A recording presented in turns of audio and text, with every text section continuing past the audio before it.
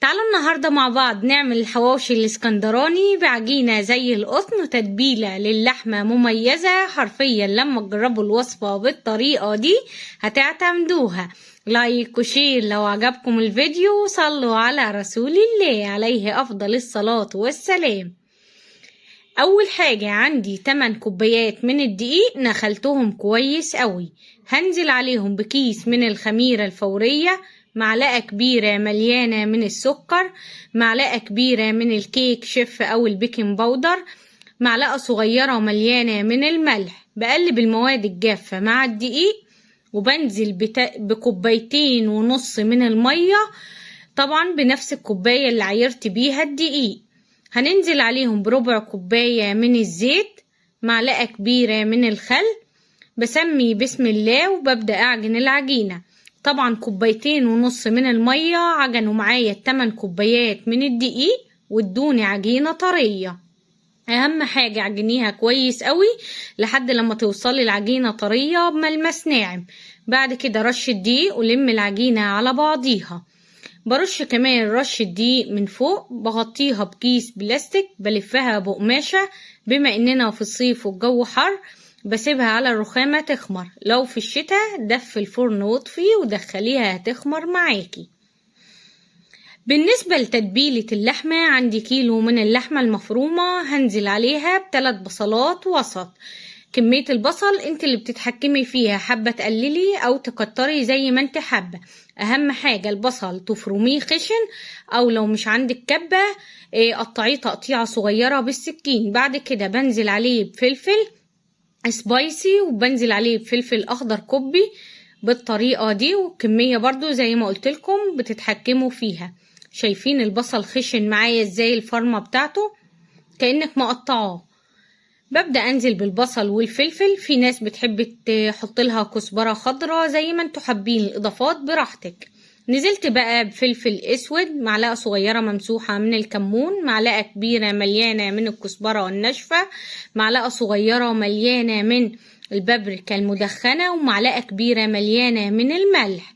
عندي هنا معلقة كبيرة من السمنة، دي مش سمنة ديلية أنا مسيحاها، باخد كده منها معلقة على الأكل بتخلي الطعم في حتة تانية خالص. نزلت بعصير ليمونة صغيرة، قلبتهم وعجنتها كويس قوي، وبعد كده هغطي عليها وادخلها التلاجة.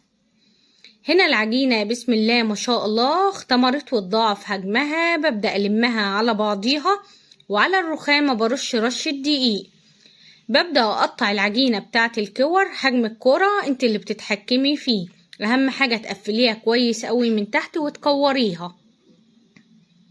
برجع أكرر نفس الخطوات. طبعا 8 كوبايات دي قطعتهم طبعا ل18 كورة. دلوقتي طبعا هغطي عليهم بكيس بلاستيك، وبما اننا في الصيف على طول هنبدأ نفرد من اول واحدة قطعناها. بالنسبة للصواني اللي هنسوي فيها الحواوشي ادهنيها دهنة زيت كويسة عشان العيش ياخد لون حلو وما يلزقش معاكي. ببدأ من اول كورة قطعتها، بصوا ممتازة. على الرخامة رش الدقيق، بنزل بالعجينة، بنزل بالوش بتاعها والأرضية لفوق، وبرش عليها رش الدقيق من فوق. بفردها طولي وعرضي، بفردها على شكل مستطيل. وبعد كده ببدأ أحط الحشوة بتاعتي وأجيب الجزء التاني وأبدأ أقفل الطرفين على بعض. بجيب من تحت كده لفوق، ببدأ أقفل العجينة كويس قوي، وكده معاكي أحلى رغيف حواوشي.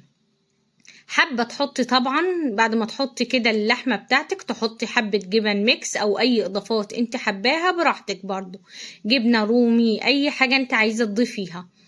برجع اكرر نفس الخطوات طبعا وبنفس الطريقة وبرصهم في الصينية.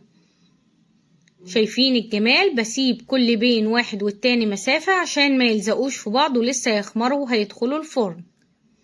دلوقتي هغطي عليهم بكيس بلاستيك وهركنهم على جنب، وابدأ افرد باقي الكمية. وفي الوقت ده هشغل فرن البوتاجاز على اعلى درجة حرارة واسيبه يسخن كويس قوي.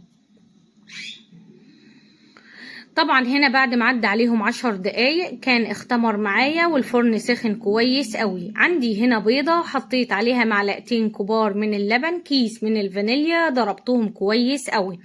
ممكن تدهني بدل البيض لبن بس، ممكن ترشي عليه مية او تدهنيه بالمية وتدخليه الفرن هيديكي نفس النتيجة.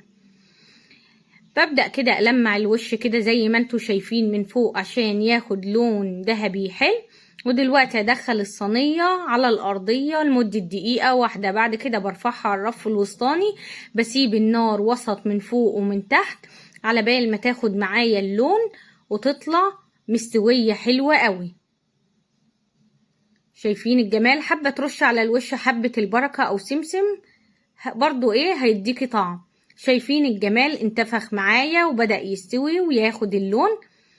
وهنا بعد ما طلع من الفرن ببدأ أغطي عليه على طول بفوطة، بسيبه 5 دقايق وبتشيليه من الصينية بمنتهى السهولة. شايفين التسوية من تحت ممتازة.